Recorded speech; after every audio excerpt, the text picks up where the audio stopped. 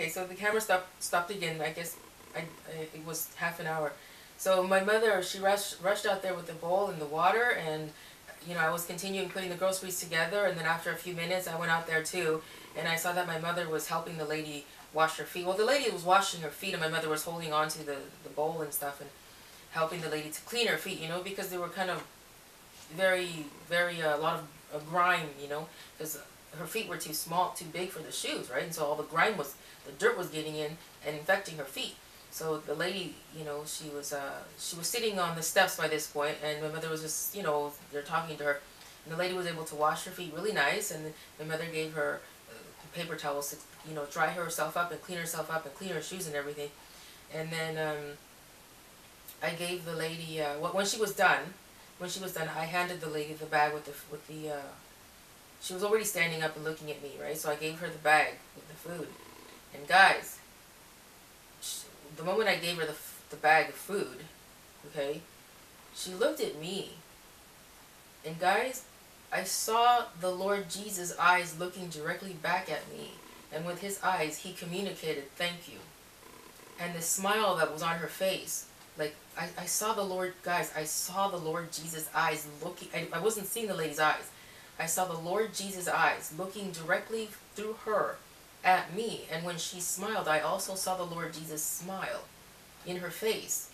And he was saying, "Thank you so much." And the level of joy that was in his heart, because, somebody was giving one of his children food. He was saying, "Thank you so much." He was so grateful. And he was just, guys, he was overjoyed. Guys, he was overjoyed because somebody, a hungry person was receiving food. And I saw that there was a twinkle in her eyes when she smiled at me. And like, I saw the Lord Jesus' eyes, guys. I saw him. And also I saw the Lord Jesus smile at me through her smile. It says I saw him. And I smiled too, because I'm like, that really moved me, because I've never seen that before. I've seen the Lord Jesus before, but I've never seen that. I've never seen him manifest through a human being like that. To thank you in that way. That's really amazing. Right? So then I was very happy that she came by, because guys, the Lord always arranges situations for people who are, whatever, maybe they have a mental problem. She didn't look like she had a mental problem. I don't know what she was looking for in the back, guys. I don't know. My guess, guys, is, like, I don't know what she was doing back there. I just don't know. I don't know, but the thing that comes to me, guys, is drugs. Okay, I'm not trying to judge her. I'm just saying, because she had this little thing there, and the bowl it had like ashes in it, some kind of like an ashy or some kind of something in there, a little bit dirty or something. So the first thing that came to my mind when I first saw her was, uh-oh, somebody wants maybe to do drugs back there, right?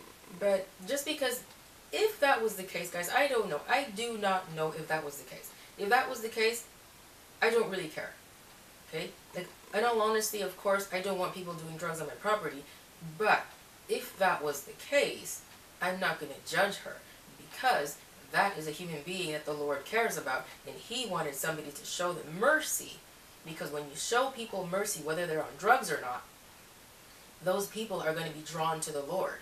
Maybe somebody in their life has created a pain in their heart using the Lord's name, and maybe that person was driven away from the Lord because the person who caused them pain somehow used the Lord as an excuse to cause pain in that person, and then that person didn't want anything to do with the Lord because of them, right? But then because somebody showed them love, right? Then they believed, oh, the Lord is real. This is what the Lord Jesus does. He really does care about me. So then that might, whatever, that situation of them receiving food created an open door, a pathway for them to go run back to the Lord. Maybe not right then, but a gradual steps back to the Lord, So that was really amazing. Yeah. So it's just something that the Lord has taught me. He's taught me, do not judge people, because a long time ago, guys, many, many years ago, I would have judged them and said, oh, that's just a drug addict. I want them out of my property. I wouldn't think, okay, well, maybe this person's thirsty. Maybe this person's hungry. You know, oh, they're just a drug addict. Get them out of the property. You know, they're just a troublemaker. Now that's not to say that I'm not compassionate for a human life. No, that's not, I'm not saying that. I'm just saying at that point, my compassion was not, like the first thing that would have come to my mind was not, okay, they're a human life, I have to have compassion for them. The first thing that would have come to my mind is, they're a drug addict, they're trouble, I want them out of the property. Right? But that's not how you're supposed to deal with people. Even though you know, I'm not saying that this lady is a drug addict, because I don't know, guys. I have no idea. She didn't look like a drug addict. Right? But you don't know, drug addicts do look healthy sometimes. But I'm not saying she was a drug addict, because I have no idea. And it doesn't matter, because what was more important to me was that the Lord was able to use me. You know, I had grown a lot more at that point to have compassion on a person, whether they're on drugs or not. Even at that point, I was thinking to myself, maybe she's on drugs. Maybe she was looking for a place to do something in private, right? Because there was a big car there, and it's a very secluded area, and she had this thing there. Maybe she wants to do drugs, right? Still to this day, guys, I kind of suspect that. But again, it doesn't matter. It doesn't matter, because I was only concerned for, you know, that she gets something in her stomach, and that my mother was able to fix her, like help her with her feet, because she was in so much pain. And then, so anyway, so then after I gave her the groceries, and her feet were nice and done, and yeah, we chatted for a little bit, and then she just went away, and I never saw her again. We never saw her again, you know. So anyway, guys, I'm being kicked out of this room because somebody needs it, and I have to go. So hopefully, you guys enjoyed this message, and thanks for listening. And yeah, gotta go. Alright guys, so here I go. My back is hurting me because I've been standing for a while. So I gotta go. Thanks for listening to me. Bye. Whoa. Okay, so the cord for the light that I put over there is kind of dangling in the air. It's not too much, maybe about an inch off of the floor on this side. So I gotta go, guys. And I almost kind of tripped over it. Well, not tripped over it, but you know, I talk a lot, guys. Anyway, thanks for listening. See you guys later. Love you all. Bye. I forgot to tell you guys one more thing. Remember, guys, in that one video when the Lord told me to... I was explaining to you guys about how the Lord told me to make jewelry. It's the one video where I talk about when the Lord tells you to do something that doesn't make any sense. So guys, for some of you guys who don't know, I have a jewelry business, and melt and pour soap, and I make a whole bunch of other stuff. So the Lord was telling me to... See, I had stopped making jewelry for a few... maybe around 4 or 5 months. Something like that. Maybe 6 months. And then the Lord told... Yes, I had stopped making jewelry for at least 6 months. Then the Lord said almost 2 months ago to start making jewelry again. And it didn't make any sense because I had to shift some funds around to dedicate them to something else. So, but the Lord said just start making jewelry again. And I said, Lord, it doesn't make sense for me to make jewelry because I'm not dedicating those funds to jewelry right now. And he said, just start making them. So I said, okay. So anyway, I just wanted to show you guys these jewelries that I made. Bracelets.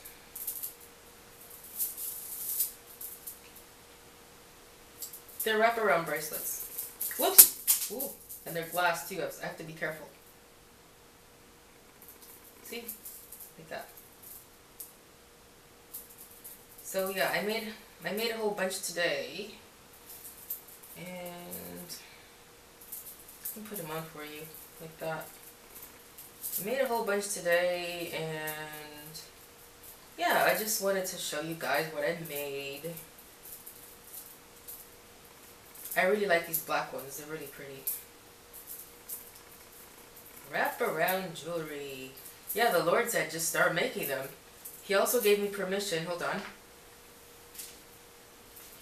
He startled me. He gave me permission to start making some crochet. Aren't they pretty? Yeah, because I made a whole bunch of these bracelets. Oh, I can't. My mother's telling me to get the phone. I can't get the phone. Somebody else is going to have to get the phone. So, I'm losing. Yes! Oh, it's in the little room! Sorry! Oh, I took the phone out of the room where I was just at when I was recording, and she couldn't find the phone. Oh, I feel so terrible. Okay, anyway, so what was I saying? Yeah, the Lord told me, like, about a week ago, I made a whole bunch of other jewelries, like a whole bunch of these, right? And then about 3 days ago or 4 days ago, yeah, about a week ago, I made the last bulk of jewelries, right? And then I stopped because I felt like I had, like the Lord was telling me, okay, I had enough, but then yesterday the Lord said start making them again.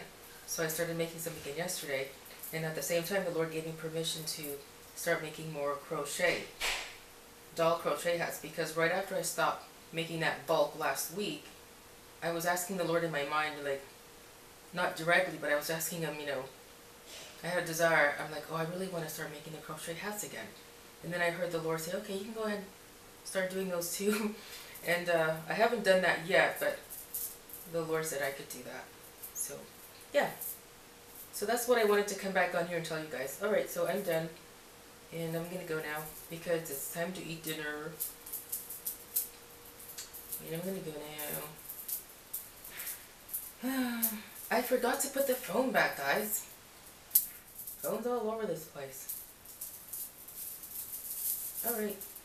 Aren't they pretty?